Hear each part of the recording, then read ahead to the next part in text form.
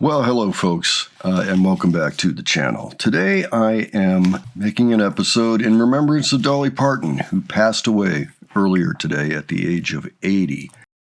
Hey, everyone. My name is Brian Seaver, son of Cassie Parton, and I'm representing the Parton and Owens family today, announcing the passing of my Aunt Dolly Rebecca Parton Dean, sister, sis, Aunt Granny to one generation, and Gigi to the next. This video announcement is something Dolly asked of me years ago, before I fully absorbed it as a future reality. As her head of security for more than 2 decades, a role my father Larry held before me, I have imagined the heaviness of this moment, but haven't truly felt it until now. It is an honor that is mixed with absolute pride and great sadness. But sadness lies with us, not with Dolly. Dolly has lived in the light and is in the arms of Jesus, surely met by Carl, her parents, and countless others who have watched her and longed for her to meet them in the heavens. I first went on the road with Dolly as a kid, getting a taste of the road life in the early 1980s. Dolly opened doors not just for me, but for her entire family to reach the potential we didn't even know was possible. Dolly also opened doors for generations of singers, songwriters, musicians, and dreamers from every walk of life and across every continent. By her example, we believed that anything was possible. She never saw a door she couldn't open, and the doors she opened made and changed history. My family and I have shared a lifetime of beautiful memories with Dolly, but so have you. She has always been on your television, your record player, your CD, and on your phone playlist, becoming an extended part of your family whether you liked it or not. Our family and the team she has entrusted with her legacy will work diligently to ensure her spirit will live with us forever. Dolly was a farmer, just like her daddy. He farmed the soil, she farmed songs and happiness. Dolly called me and said she wants to rest in a beautiful bed of plush cotton because after a life wearing heavy rhinestones, she finally deserves to be comfortable and have some rest. Rest in peace, Aunt Dolly, Aunt Granny, Gigi. May God bless Dolly Parton, and may God bless you all. She will always love you.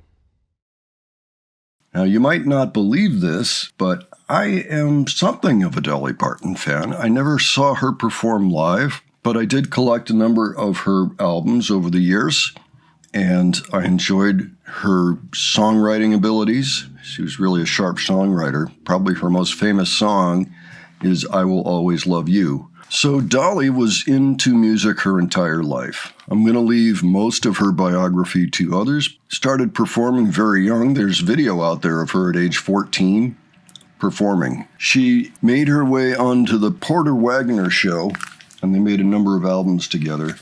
This, I believe, is from 1968. Yeah, I don't know that you would know any of these songs by their names, but it's an excellent album.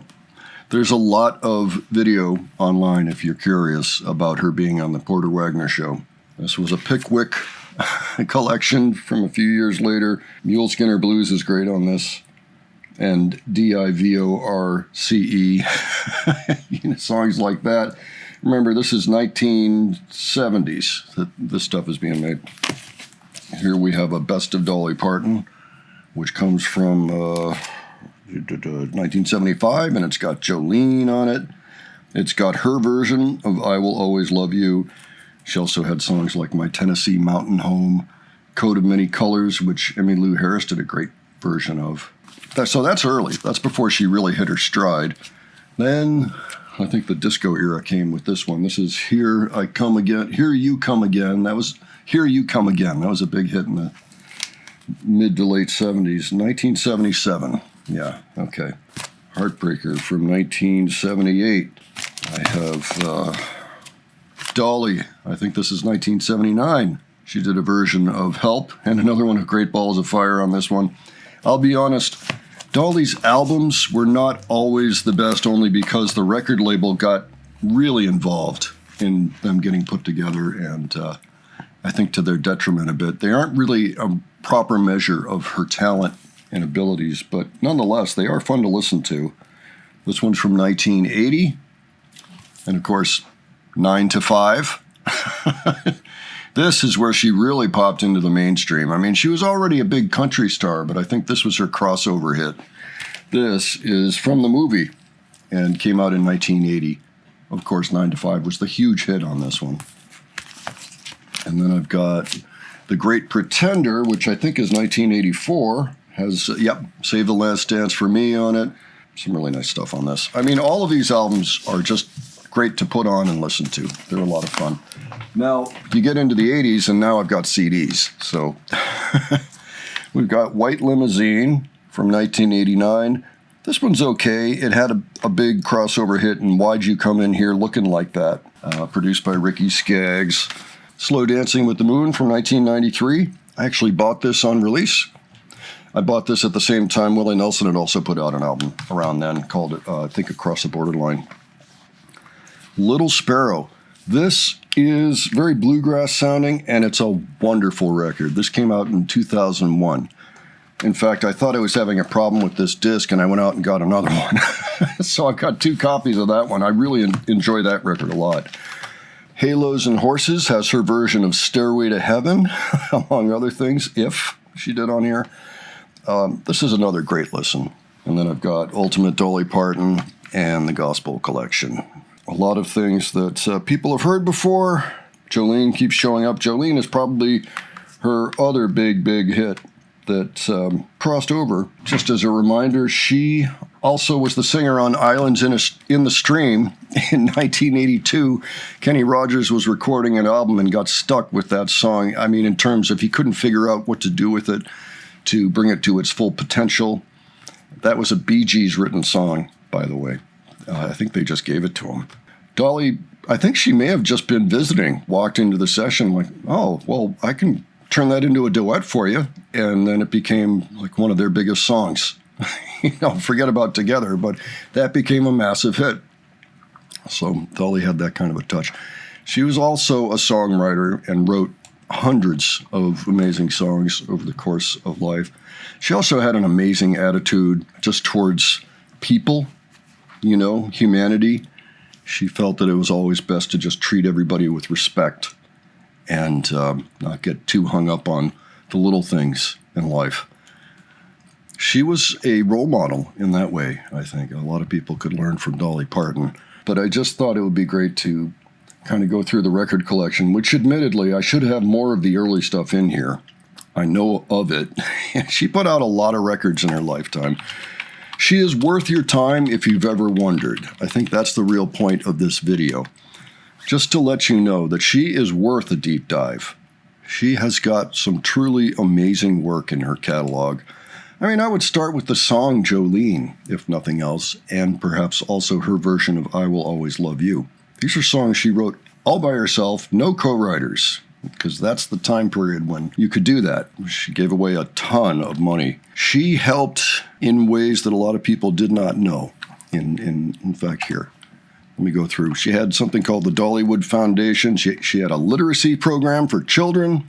It mails 1 book per month to each enrolled child from the time of their birth until they enter kindergarten. And I guess they called it the Imagination Library, Dolly Parton's Imagination Library. She put a ton of money into cancer research, into preserving the bald eagle. She received the Woodrow Wilson Award for Public Service from the Woodrow Wilson International Center for Scholars of the Smithsonian Institute.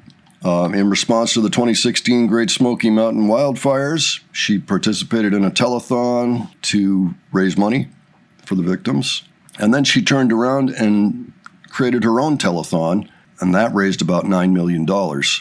So, I mean, this is the kind of thing she just did all the time, these types of things. Gave $2 million after Hurricane Helene, which decimated the Carolinas, and I think also the eastern Tennessee mountain area.